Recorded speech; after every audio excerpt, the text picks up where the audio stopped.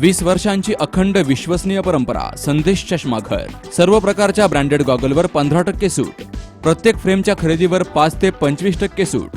एकाच वेळी 2 चष्मे खरेदी केल्यास दुसऱ्या चष्म्यावर 20% सूट. ही ऑफर 2 एप्रिल 2022 ते 31 मे 2022 कालावधीत लागू राहील.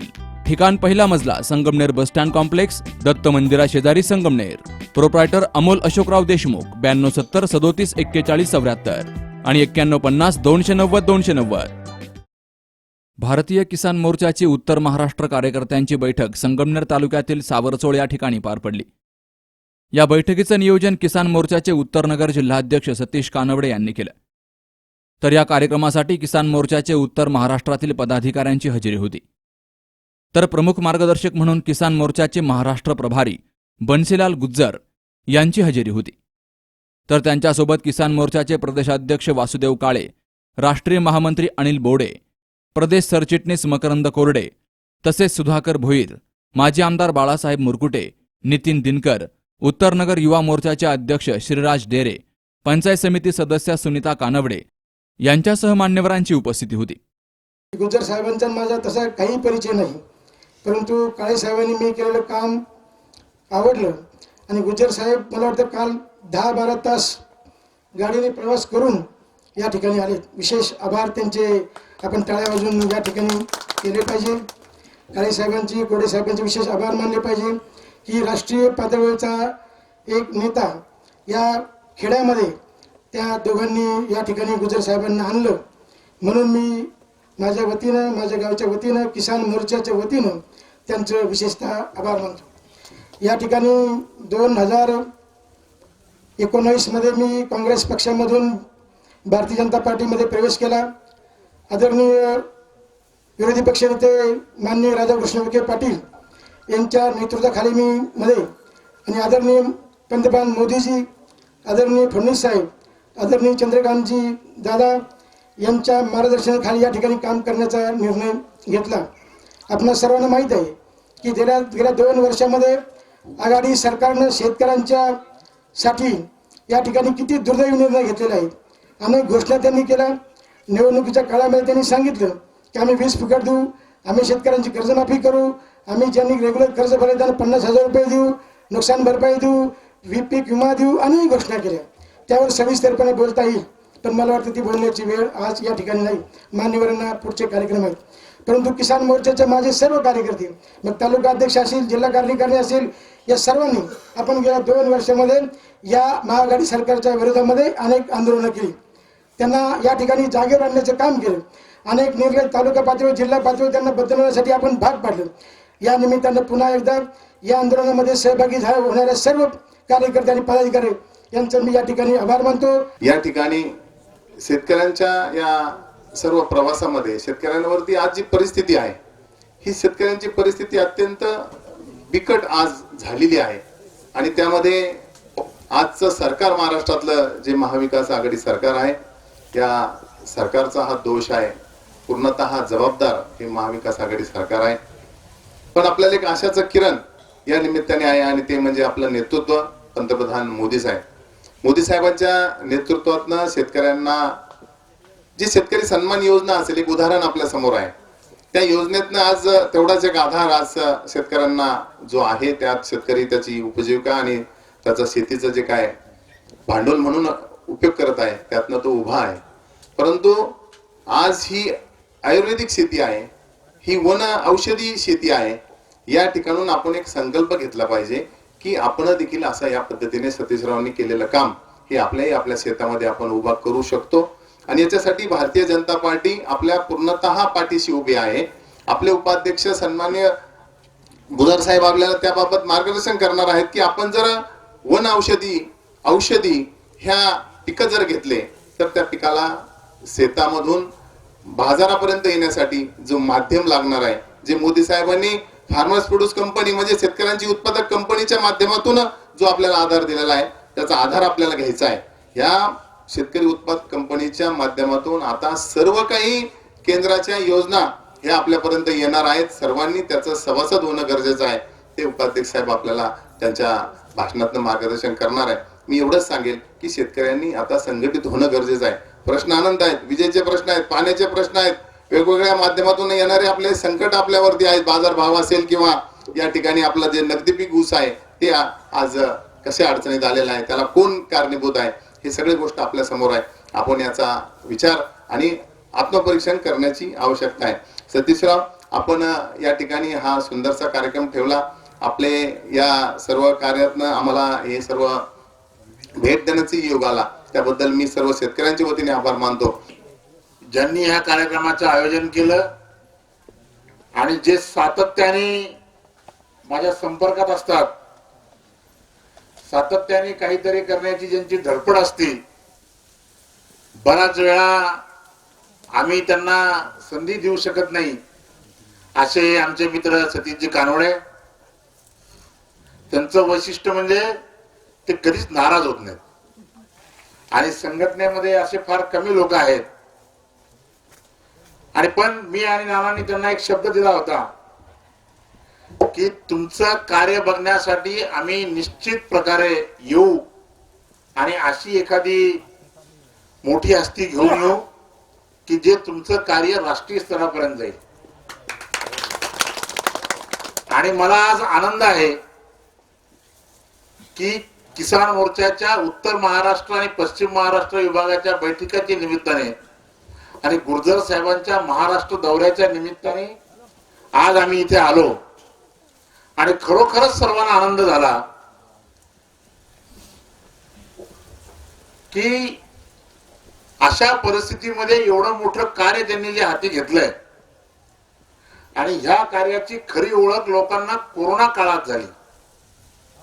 मला त्यांनी कोरोना काळामध्ये एक काढा पाठवला होता आणि मला सांगितलं होतं की तुम्ही हे घ्या, अजिबात कोरोनाची काळजी करू नका.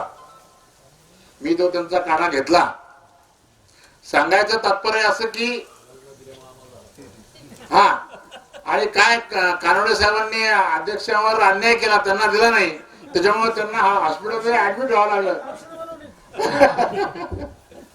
असो, परंतु एक धडपड करणारं व्यक्तिमत्व आपल्या भागामध्ये आहे आणि त्या निमित्ताने आम्ही सर्वजण इथे आलो. तसं पाहिलं तर पदाधिकारी बैठक आणि ही आढावा बैठक आहे. गुर्जरजी इथे आलेले आहेत. मी आता एक साधारणपणे आपल्या सर्वांसाठी म्हणून एक प्रस्तावनेपर्यंत सांगितलं. पुढचं मी थोडस हिंदीमध्ये त्यांच्यासाठी करतो, कारण माझ्याकडे जसं बिंदू शेटने एकदम जोरात सरकारच्या विरोधात तोफ डागली, तात्यांनी सांगितलं, पण प्रोटोकॉल राष्ट्रीय उपाध्यक्ष आलेले आहेत, त्यांच्या समोर मला जरा संघटनेचा आढावा देणं गरजेचं आहे. त्याच्यामुळे मी थोडस स्तुती आणि बाकीचा विषय बाजूला ठेवून बोलतो. आदरणीय गुर्जर साहब से मैं कहना चाहूंगा, एक साल पश्चात ही हमारे अध्यक्ष वासुदेव नाना काले जी की प्रदेश अध्यक्ष नियुक्ति हुई और उस समय से और उससे पहले आपके साथ में अभी जो काम कर रहे हैं राष्ट्रीय महामंत्री आदरणीय अनिल जी बोंडे साहब, वो प्रदेश के अध्यक्ष थे. उनका कार्य भी जोरों से चल रहा था, लेकिन राष्ट्रीय स्तर पर उनकी जरूरत होने की वजह से प्रदेश ने निर्णय लिया और उनको आपके साथ में राष्ट्रीय महामंत्री बनाया गया. उसके बाद में किसान मोर्चा की कमान युवा नेतृत्व वासुदेव नाना के हाथ में दी गई. किसान मोर्चा के बारे में, किसान संगठन के बारे में तो कहा जाता है कि हर एक विभाग का, उम्र का, जाति का आदमी किसान मोर्चा का काम कर सकता है, महिला हो या पुरुष, युवा हो या वृद्ध, किसी भी जाति का हो, किसान ही होता है. और इस सौभाग्य से हमारे किसान मोर्चा महाराष्ट्र प्रदेश का काम शुरू है. निवडणुका लागतील त्यावेळेस जरूर राजकारण करू, पण ज्यावेळेस निवडणुका नाहीत त्यावेळेस आपल्या शेतकऱ्यांसाठी काहीतरी करायला पाहिजे, अशा प्रकारची भूमिका घेऊन आम्ही काम करणारे महाराष्ट्रभर फिरणारे कार्यकर्ते आहोत. कारण आपण पाहिलं असेल की राज्यातलं सरकार 2.5 वर्षापूर्वी सत्तेमध्ये आलं आणि कुठल्याही प्रकारचा वैचारिक पातळी एक नसताना अपघाताने राज्यात सत्तेमध्ये आलेले हे सरकार आणि हे कुठलाही संपूर्ण विचार भिन्नता असलेलं सरकार, कुठलाही एक अजेंडा घेऊन न काम करणारं सरकार, परंतु एकमेव ह्यांचा एक सगळ्यांचा एक गुण मात्र सगळ्यांचा सारखा आहे, त्याचा म्हणजे भाजपचा विरोध करणं, भाजपला विरोध करणं एवढंच ह्यांच्या तिघांमध्ये एक साम्य आहे. भारतीय जनता पार्टीला जरूर विरोध करू द्या. राजकारणामध्ये विरोधी पक्षाची भूमिकाच ती असते. विरोध करणं हे काही स्थायी भाव आहे त्याचा. परंतु आमचं म्हणणं असं आहे की भारतीय जनता पार्टीला विरोध करत असताना त्या विरोधाचा त्रास राज्यातील शेतकऱ्याला होऊ नये.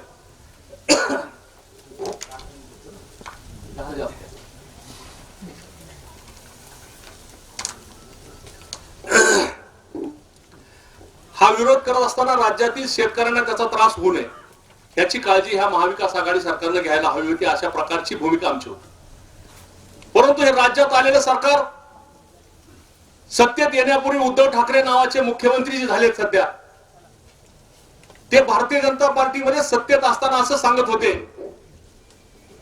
की आमचं सरकार आल्यानंतर आम्ही शेतकऱ्यांना कर्जमुक्त नव्हे चिंतामुक्त करू. शेतकऱ्याच्या बांधावरती जाऊन सांगत होते पीक विमा कंपन्या शेतकऱ्यांना लुटतात, शेतकऱ्याला पीक विम्याचा मोबदला दिला जात नाही असं म्हणत होते. त्याच्यानंतर त्यांनी सांगितलं कर्जमुक्ती करू, पीक विमा देऊ. हे सगळं होत असताना 2019ला दुर्दैवाने हे सरकार राज्यामध्ये सत्तेमध्ये आलं. आपल्या सगळ्यांना अगदी अर्ध्या मिनिटात मी सांगू इच्छितो की देवेंद्र फडणवीस या राज्याचे मुख्यमंत्री असताना पीक विम्याच्या बाबतीमध्ये पंतप्रधान पीक विम्याचा जो निकष होता तो शेतकऱ्यांच्या सोयीचा होता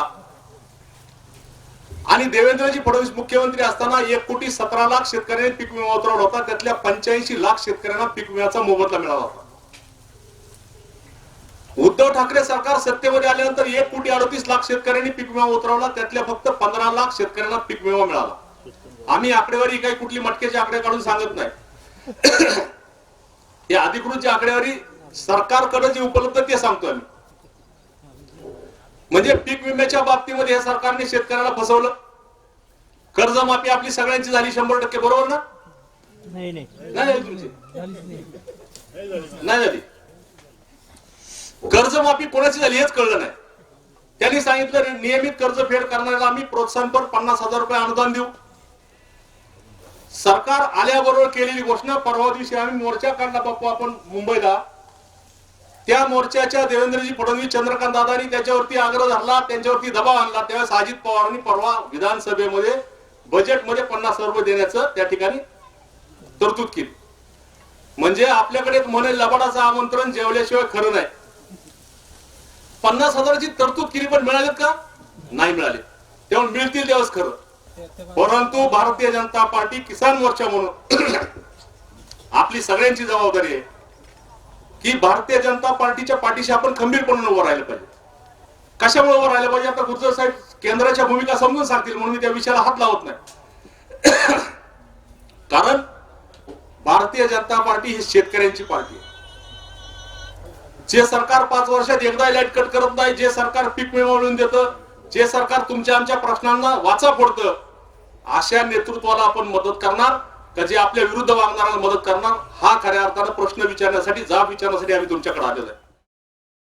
मोदी सरकारच्या सर्व योजना यावेळी महाराष्ट्र प्रभारी बन्सीलाल गुज्जर यांनी पदाधिकाऱ्यांना समजून सांगितल्या. या योजना आम जनतेपर्यंत पोहोचल्या पाहिजे. सबका साथ सबका विकास हा मोदी सरकारचा नारा असून याचा आपण सर्वांनी पालन करत आम जनतेचा विकास करायचा आहे. शरद पवार देशाचे कृषी मंत्री होते तेव्हा फक्त विमा कंपनीचे फायदे झाले. मात्र आता मोदी सरकारच्या काळात थेट शेतकऱ्यांच्या खात्यात पैसे जमा होत आहेत. हा पारदर्शक कारभार मोदी सरकारच्या काळात सुरू झालाय असं गुज्जर यांनी म्हटलंय. संगमनेर येथील वृक्षप्रेमी तसेच आयुर्वेदिक वनस्पतींचे जतन करून आणि या दुर्मिळ वनस्पतींचं संगोपन करण्याचा छंद असलेले सतीश कानवडे यांची सर्वच मान्यवरांनी स्तुती केली. सतीश कानवडे यांचा आयुर्वेदातील वनस्पतींवर झालेला अभ्यास हा समाजासाठी मोठा आदर्श आहे असंही गुज्जर यांनी म्हटलंय. हमारे बहुत ही ऊर्जावान अध्यक्ष जो इस वातावरण में हम सबको बिठा करके और 600 तरह की 6000 तरह की वन औषधियां और हमारी जो वन संपत्ति है जो हमारे पुरखों ने हमको दी है, उस वन संपदा का उपयोग कैसे किया जाए उसको प्रायोगिक तौर पर यहाँ करके दिखा करके और हम सबका उसमें ज्ञान बढ़ाने का काम कर रहे हैं। भाई सतीश कानवड़े जी, जरा सतीश जी के लिए भी अपन एक बार, आदरणीय नितिन दिनकर जी जो हमारे भारतीय जनता पार्टी जिले के मंत्री हैं, का भाषण सबसे पहले हमने सुना था। और आदरणीय श्रीराम डेरे जी युवा मोर्चे के जिलाध्यक्ष हैं, कहाँ है श्रीराम जी? श्रीराज जी। डॉक्टर अशोक जी और श्री संकेत कानवड़े जी। संकेत अभी सबको घुमा करके और संकेतों के माध्यम से दिखा रहे थे कि कौन से पौधे का क्या महत्व है और क्या संकेत है। और आज हमने जिनका स्वागत किया, जो निर्वाचित होकर के आए हैं, हमारी विविध कार्यकारी सेवा सहकारी संस्था के सभी डायरेक्टर्स, उन सब का भी ताली बजा करके अपन सब स्वागत कर रहे हैं। जो देश के लोगों का भरण पोषण करने का काम करते हैं, उन लोगों का नेतृत्व करने का काम कौन करता है? किसान मोर्चा करता है। इसलिए ये हमारा सबका परम सौभाग्य है। ये जो शेतकारी हैं हमारे, और मैं जो आपके बीच में खड़ा हूं महाराष्ट्र की इस पावन धरा पर, जिस पर शिवाजी महाराज ने जीवन पर्यंत राष्ट्रवाद की लड़ाई को लड़ा और कभी भी राष्ट्र के ध्वज को नीचा नहीं होने दिया और कभी भी राष्ट्र की कमजोरी नहीं आने दी। ऐसा कड़ा राष्ट्रवाद हमको देकर के गए शिवाजी महाराज। उस धरती पर खड़े होकर के हम आपस में बात कर रहे हैं। और मैं किसान मोर्चे में आज राष्ट्रीय उपाध्यक्ष हूं, तो मुझे खुशी इस बात की है कि जिस शेतकारी संगठन के माध्यम से हम किसानों का काम करने के लिए आए थे, आप सबकी जानकारी के लिए बताना चाहता हूं कि शरद जोशी जी ने 1980 से शेतकारी संगठन की लड़ाई को प्रारंभ किया था। शेतकारी संगठन के माध्यम से शेतकारी मित्रों की लड़ाई को प्रारंभ किया था। और जो शेतकारी संगठन है, उस शेतकारी संगठन से हम 1980 में जुड़ गए थे, जब 20 साल के थे। कब जुड़ गए थे? 20 साल के थे 1980 में। मतलब किसानों की लड़ाई को लड़ते लड़ते 42 साल का सफर तय हो गया। और 42 साल के बाद भी किसानों के लिए लड़ने का जज्बा वो का वही है जो प्रतीक का है, जो अभी दिखा रहे थे हम सबको। मित्रों, ये किसानों की लड़ाई ऐसे नहीं लड़ी जा सकती। किसानों का जो दर्द है और किसानों की जो भूमिका है और किसानों का जो हक है, उस हक की लड़ाई को हम सबको मिलकर के लड़ना पड़ेगा और निरंतर लड़ना पड़ेगा। कारण बहुत स्पष्ट है कि हमारे देश में जब अंग्रेज नहीं आए थे, हमारे देश में जब मुगल नहीं आए थे, तो इस देश की जीडीपी में किसानों का रोल, जीडीपी समझते हैं ना सब, बहुत सारे लोग समझते हैं सब जीडीपी, मतलब देश का जो घरेलू सकल आय है, उस घरेलू सकल आय में किसानों का योगदान मुगलों के पहले 60% था। अगर देश 100 रुपए कमाता था तो किसान की जेब में कितना जाता था? 60 रुपए जाता था। मुगल आए, उन्होंने किसानों को लूटा। फिर अंग्रेज आए, उन्होंने किसानों को लूटा। फिर देश की आजादी की लड़ाई आ गई। उस देश की आजादी की लड़ाई को हमारे क्रांतिकारियों ने लड़ा, देश को आजाद करा लिया। और देश आजाद हो गया तो हमारे किसानों को इस बात की उम्मीद थी कि हम 75% जो किसान है इस देश में, अब देश की आमदनी जो होगी तो देश की आजादी के बाद उस आमदनी में हमारा योगदान कितना हो जाएगा? 75%। क्योंकि ऐसा कहा जाता है कि जिसकी जितनी संख्या भारी उसकी उतनी हिस्सेदारी। मतलब 100 रुपए को अगर 100 लोगों में बराबर बांटो तो किसानों का हिस्सा 75% थे तो कितना बनता था? 75 बनता था। आमदनी 60 होती थी। लेकिन जब कांग्रेस आ गई, देश आजाद हो गया और देश की आजादी के समय सरकार का फोकस होना चाहिए था एग्रीकल्चर पर, क्योंकि 75% आबादी जिस काम में लगी हुई है उस धंधे को अगर मुनाफे का धंधा बना दिया जाए तो 100 में से 75 का बंटवारा हमारे हिस्से में आ जाता। लेकिन कांग्रेस का फोकस काय पर था? औद्योगिकरण पर था। बुराई नहीं है, औद्योगिकरण भी होना चाहिए, लेकिन दोनों को साथ साथ चलाना था। औद्योगिकरण भी साथ चलाना था और कृषि की अर्थव्यवस्था सुधरे उसको भी साथ चलाना था। लेकिन हम उपेक्षित हो गए, हम दूर हो गए और औद्योगिकरण की तरफ सरकार का ध्यान चला गया, वो उसमें लगे रहे और उसके कारण जो अंग्रेजों ने लूटा था, मुगलों ने लूटा था, उन्होंने शोषण किया था और हमारी स्वतंत्रता के बाद जब सरकार बन गई, लोकप्रिय सरकार, तो उस सरकार से जो उम्मीद थी वो उम्मीद भी धूमिल हो गई। उस बीच में एक थोड़ा सा आशा की किरण दिखी थी जब लाल बहादुर शास्त्री इस देश के प्रधानमंत्री बने। तो लाल बहादुर शास्त्री जी ने देश में जो खाद्यान्न की कमी थी उस कमी को दूर करने के लिए हरित क्रांति का नारा दिया था और हरित क्रांति जब आ गई, ज्यादा उत्पादन होने लग गया, तो थोड़े समय के बाद लाल बहादुर शास्त्री भी इस देश से चले गए और वापस देश उस ढर्रे पर चलने लगा जैसा पंडित नेहरू के समय चलता था। हम उपेक्षा का शिकार हो गए। उसका परिणाम क्या हुआ?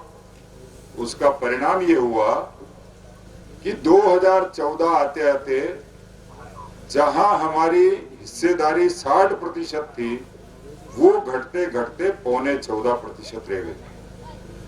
और मैं जो आपको ये बात बोल रहा हूं तो ये ऑथेंटिक आंकड़े के साथ बोल रहा हूं, एक सर्वे के आधार पर बोल रहा हूं। तो प्रधानमंत्री जी के सिर पे चिंता की लकीरें उभर आई। उनने सोचा कि 62% आबादी 14% उनकी जेब में जाता है, तो आखिर कैसे वो सुखी रह सकते हैं? किसान सुखी कैसे रह सकता है? क्योंकि हमको 14 रुपए में भरण पोषण करना था 62 लोगों को, 38 लोगों को भरण पोषण करना था 86 रुपए में। तो ज्यादा सुखी कौन रहेगा? 38 वाले ही रहेंगे ना, उनके पास ज्यादा था। प्रधानमंत्री जी ने एक समिति का गठन किया, मंत्रिमंडलीय समिति, और उस समिति को यह कहा कि हम क्या कर रहे हैं कि जिसके आधार पर किसानों की आमदनी बढ़ जाए। उस समिति ने जो रिपोर्टें सरकार को दी, जो सिफारिश सरकार को की 1.5-2 साल में, तो 2016 में प्रधानमंत्री जी ने घोषणा की कि जब हम आजादी की 75वीं वर्षगांठ मना रहे होंगे तब तक किसानों की आमदनी को दुगना करने का काम करेंगे। अभी 2022 चल रहा है। अब आप पूछेंगे कि 14 रुपए से बढ़कर के किसान की आमदनी कितनी हुई, तो आज मैं कह सकता हूं कि अभी का जो सर्वे बोलता है वो बोलता है कि अब हम 21% पर पहुंचे। पहुंचना कितने पर था? 28%। 14 का दुगना कर दो तो 28 होना था, लेकिन 28 हुआ नहीं, अभी तक 21 हुआ है। पर सरकार के प्रयासों में कोई कमी नहीं है। सरकार भरपूर प्रयास कर रही है और प्रयास करके किसानों को उनका हक दिलाने का काम कर रही है। और अगर उसके विस्तार में जाएंगे तो लंबी बात होगी, पर मैं निवेदन करना चाहता हूं आपसे कि आज से 2014 के पहले चले जाएं तो जो किसानों के हिस्से की सब्सिडी आती थी, किसानों के हिस्से का जो राशि आती थी, वो सारी की सारी बिचौलिए खा जाते थे। किसानों के नाम पर निकाल करके और सब्सिडी बढ़ जाती थी और किसान फिर वैसा का वैसा ही रह जाता था। लेकिन मोदी जी ने डायरेक्ट बेनिफिट ट्रांसफर योजना लागू करके 6,000 रुपए साल के तो दे ही रहे हैं, पर उसके अलावा भी जितने भी बेनिफिट आ रहे हैं वो सीधे किसान के खाते में ट्रांसफर करने का काम नरेंद्र मोदी जी की सरकार कर रही है। तो सबसे पहले क्या किया कि लीकेजिंग को बंद किया, कि जो किसान के हक का लीकेज हो जाता था उस लीकेज को बंद किया। देखिए, हम बहुत सौभाग्यशाली हैं। सबसे पहले किसान क्रेडिट कार्ड योजना किसने प्रारंभ की? अटल बिहारी वाजपेयी जी ने।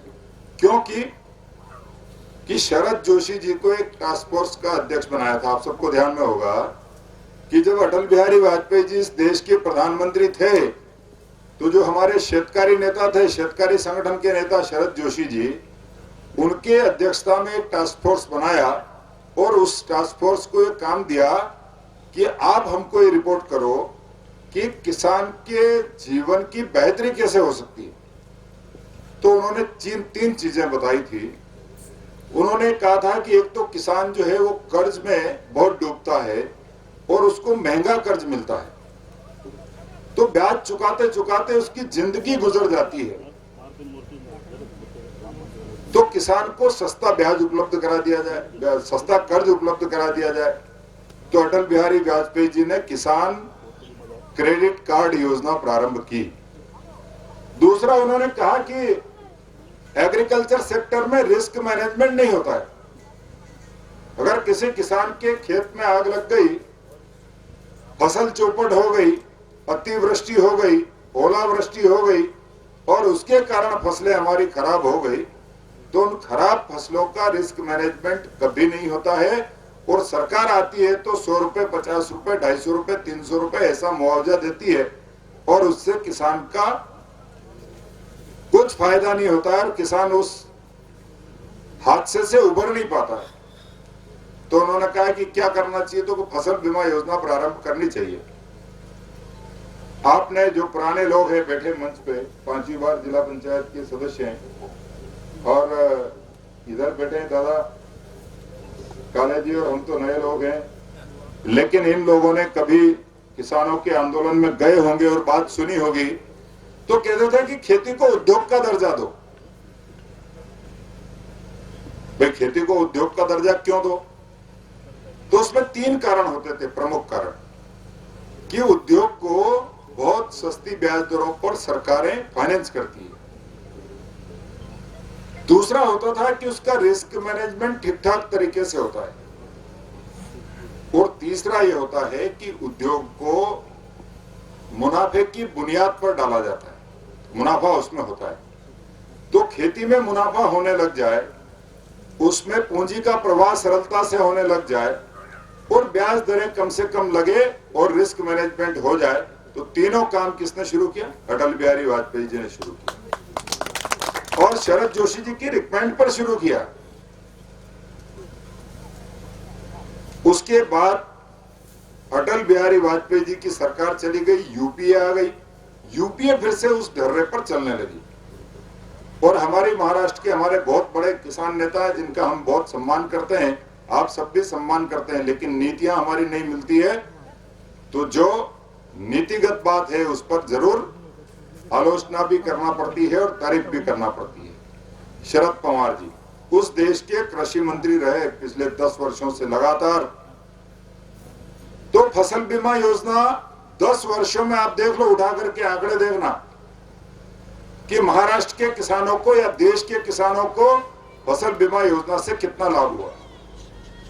जितने प्रीमियम हम देते थे उसके बराबर भी किसानों को क्लेम नहीं मिला पिछले 10 वर्षों में। और इसलिए प्रधानमंत्री नरेंद्र मोदी जी को यह फैसला करना पड़ा कि फसल बीमा नीति को फिर से परिवर्तित करके किसानों के अनुरूप बनाने का काम करना पड़ेगा।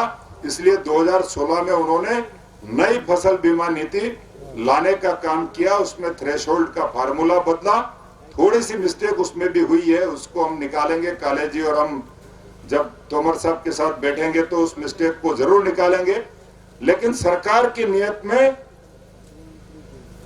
ये ईमानदारी थी कि किसान को उसका क्लेम मिलना चाहिए और उसका अगर हम परिणाम देखें 2016 से अभी तक, तो मित्रों आपको सबको सुनकर के आश्चर्य होगा कि 17,000 करोड़ रुपए की प्रीमियम सरकारों ने और किसानों ने मिलकर के दी और किसानों को 93,000 करोड़ रुपए के क्लेम फसल बीमा नीति के माध्यम से मिले। भारत सरकार ने किसानों की जिंदगी बदलने की दिशा में बहुत महत्वपूर्ण कदम उठाए। और इसीलिए मैं कह रहा था अपने इन मित्रों से कि महाराष्ट्र तो हमारा सबसे फॉरवर्ड स्टेट है, सबसे अगला राज्य है, जहां बहुत अच्छी खेती होती है, जहां कोऑपरेटिव का बहुत अच्छा काम है, जहां किसानों की समझ बहुत मजबूत है, धरती बहुत मजबूत है, सारी चीजें अनुकूल है। इसके बाद भी हमारा किसान दुखी क्यों रहना चाहिए? हमारे किसान को इसके बाद भी नुकसान क्यों होना चाहिए? और ये दुख भी इसलिए है और नुकसान भी इसलिए है कि यहाँ की जो हमारी राज्य की सरकार है, वो राज्य की सरकार किसानों के हक में काम नहीं कर रही है। किसानों के लिए जो योजनाएं आती है, उन योजनाओं का क्रियान्वयन ढंग से नहीं कर रही है। किसान को उसका पूरा लाभ मिले, इसके लिए बहुत शिद्दत से लगने का काम सरकार नहीं कर रही है। और इसी के कारण अभी जो हमारे प्रदेश अध्यक्ष जी ने कहा कि 1 साल में 4 बार आपने कनेक्शन काट दिया किसान का। जब फसल पिलाने का समय आया, पानी देने का समय आया और आपने आकर के उसका कनेक्शन कट कर दिया। 15 दिन वो पीछे हो गया, जो सोइंग का स्वर्णिम टाइम था वो उसके हाथ से निकल गया और उसके बाद वो बोएगा तो परिणाम क्या लेगा आप हम सब किसानेपन जानते हैं। तो ये किसान निर्दयता से किसान के साथ ये सरकार सलूक कर रही है और उसके कारण हमारा किसान यहाँ संघर्ष की स्थिति में है। और हमारा जो किसान मोर्चा है महाराष्ट्र का, मैंने अपने साथियों से बात की कि हम 2024 में जब चुनाव होगा तो उस चुनाव के समय हम इतना इस सरकार को किसानों के सामने ले जा करके इसकी नाकामियों को उजागर करें और बताएं कि ये सरकार किसानों के हक में काम नहीं कर रही है। और जब उद्धव ठाकरे जी ने शपथ ली थी तो कहा था कि हम किसानों का संपूर्ण कर्जा माफ करेंगे। आज तक 1 रुपया किसानों का कर्ज माफी उन्होंने नहीं की। नरेंद्र मोदी जी की सरकार लगातार किसानों के भले के काम कर रही है। अब आप सबको सुनकर के आश्चर्य होगा कि किसानों को ज्यादा से ज्यादा पूंजी का प्रवाह हो जाए और सरलता से वो अपना काम कर ले, उसके लिए 18 लाख करोड़ रुपए का प्रावधान किया भारत सरकार ने अपने बजट में। 18 लाख करोड़ रुपए का मतलब यह है कि किसान को पैसा मांगने के लिए मैं महसूस कर रहा हूं इस बात को कि पहले 95% किसान साहूकारों पर निर्भर करता था। अब 95% किसान अपना किसान क्रेडिट कार्ड के आधार पर क्रेडिट लेकर के और अपना काम चलाता है। कितना बड़ा बदलाव है। और ये बड़ा बदलाव लाने का काम नरेंद्र मोदी जी की सरकार ने किया है। इसलिए मैं आप सब मित्रों से निवेदन करना चाहता हूं कि वासुदेव काले जी के नेतृत्व में, भाई मकरंद जी के नेतृत्व में और हमारी जो टीम बैठी हुई है, इन सब के नेतृत्व में किसान मोर्चे का जन जागरण हम हर किसान तक करें और हर किसान को महाराष्ट्र की जो सरकार है, इस सरकार के खिलाफ इसने जो किसानों के विरुद्ध काम किए हैं उसके लिए उनको जागरूक करें। भारत की जो सरकार है, उस सरकार ने जो किसान हितैषी नीतियां लागू की है और उन नीतियों का लाभ सरकार नहीं दे रही है, उस बात के लिए जन जागरण करें। और 2024 में जब विधानसभा के चुनाव, 23 में लोकसभा के चुनाव होंगे, तो मोदी जी के नेतृत्व में फिर से हम केंद्र में भारतीय जनता पार्टी की सरकार बनाना ना सबको, तो जरा जोरदार ताली बजा करके और मोदी जी का समर्थन कर दें। तो